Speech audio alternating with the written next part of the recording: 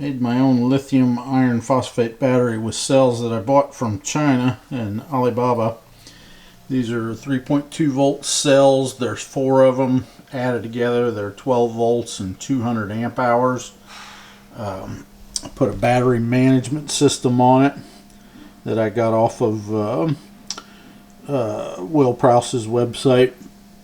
And I have this thing connected to my solar panel in the house here. I've got a shunt hooked up. It says I've got 13.3 volts. I don't know if you can see that or not.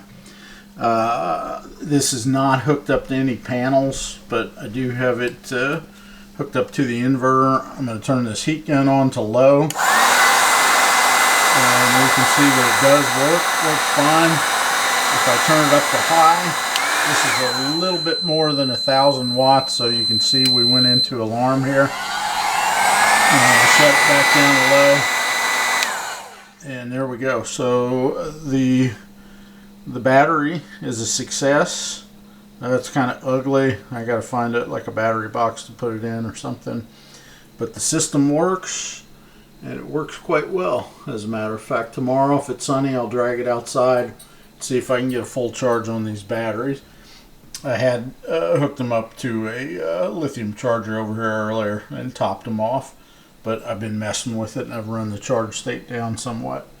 But pretty cool.